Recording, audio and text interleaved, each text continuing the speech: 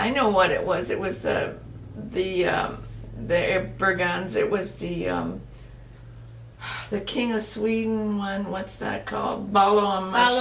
Yeah, they did that on the lake. And they like came that. in boats. They came in boats, and they took their bodies out in boats, or they did they had a low area where they did their plotting and all that, and then they came in boats for the ball and stuff like that. It was very interesting. Cool. All right. It was very good. Okay, so now who's your violist?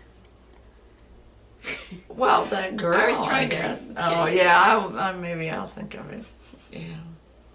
Okay, what about other instruments? Do you like any pianists?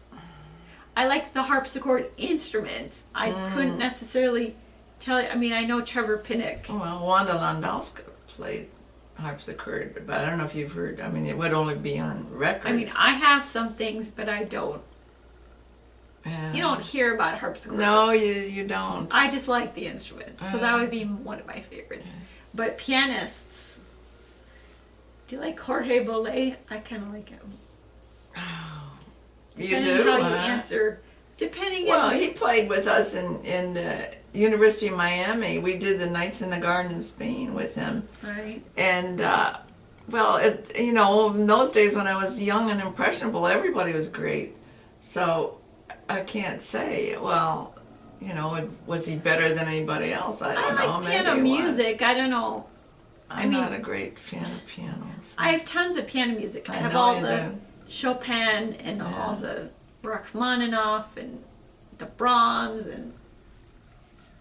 I mean, yes, there are differences. You got the Russians and you have the Yeah, you have the loud... What was the famous Russian? Now I'm running into memory trouble. A pianist? Yeah, he was wore a bow tie. What's his face? Horowitz? Yes, Horowitz. Horowitz, yeah. Well, I kind of liked him. Yeah, I think I he liked plays him too. Scriabin. I have some Scriabin with Some him. of those fantastic things. I mean, Boris Goldovsky, for Pete's sakes, he wrote these unbelievable pieces. I mean, he was a pianist, and he did transcriptions horribly, horribly hard. And his stuff is famous, and he played it. I've heard records of him. He was very good, too. You don't know Boris Goldovsky? I know who he is, but I'm saying I don't think I necessarily Oh, my gosh. heard him They're play. so complicated, those pieces that he did. He took piano pieces and redid them like just unbelievable. Well, what would he do to them? He would add a million more notes and make it much more difficult. You mean like he would take a Chopin and then decide that it's more... It wasn't Schoenberg, necessarily Chopin, Chopin, but maybe Schumann or Beethoven or even something? Liszt things and all that. He added lots of Okay, stuff Liszt to I can them. understand because he was such a showman. You could potentially... Yeah. You could take a Paganini and make it into a piano thing. Well, they have done that. Did you I like guess. Paganini? Yeah, I heard him once or twice. What about Liszt? Did you like him? Oh, I hate that Liszt Rhapsody No. 2 or whatever it is. They play all the time. Oh, God, yes. Although, I'm not crazy Liszt, about Liszt music. Liszt has some pretty songs. He has You some... mean vocal songs? Yes. He has that one French song. What is the name of that? Anyways, but he does have a couple of pretty songs. Okay. But then, there's a lot of Just showy stuff. composers that have songs that you don't realize they have songs. That's true. I mean, they all wrote I mean, lots Chopin of music. has songs. Rachmaninoff has songs. I mean, they all have songs. You just don't necessarily. No, it's kind of sad there's not enough time to have all this out there, but Oh. it's impossible. As time goes on, people rediscover these things. Yeah, well, fine. Which is nice. That at least it lasts forever. If you- Butterfly's about to kill herself. Now was she? Well, I don't hear it. That's one of my least favorite operas.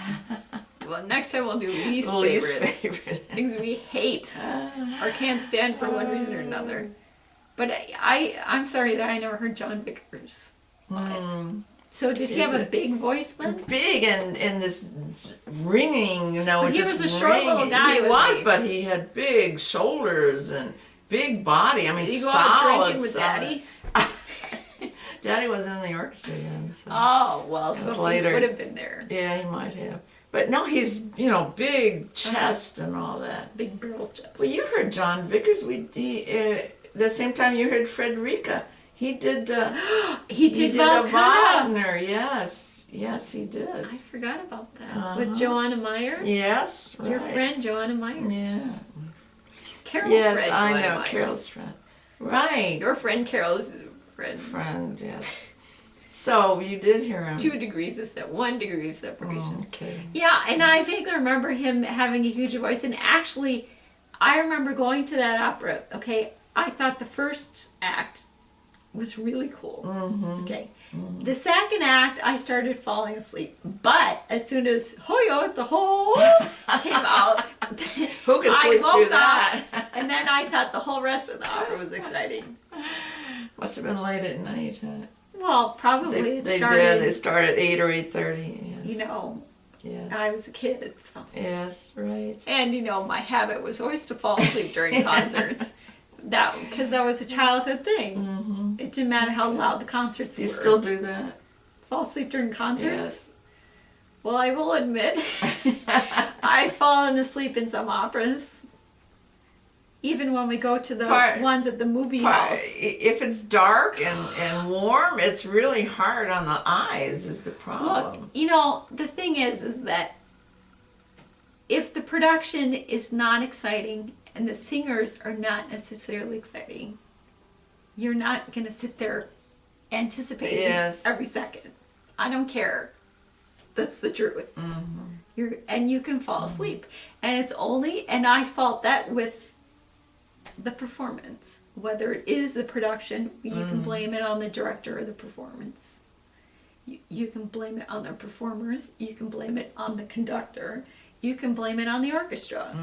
And I feel that if I'm feeling like I'm falling asleep, then they're not doing a good job. And hey, you know, that happens with my concerts too, although it's a little different. But you can tell the difference as a performer. You can tell if you're doing your job well, okay, and your audience really is receptive, and you can hear it in the energy and the clapping. Even if you're singing a slow song or you're singing a peppy thing. You know, if there's just like right. no, I'm not saying that they're doing that, but I'm just saying you can tell if people like it. You know, there's a sort of energy in there. Okay, so this is St. Patrick's. Now I'm doing all these million Irish things. So Thursday I did a concert, and some of it I thought I did well, and they enjoyed it, and you could hear it. Some of the pieces that I didn't think I did quite as well, you could hear it. Now, on Friday, yesterday, I did the same concert, and I did it at a different place. And I felt, as a performer, so I started out and I built up my energy. Maybe I did it differently. But you could feel it in the room, okay? Because the people were getting more and more into it, the more that I was.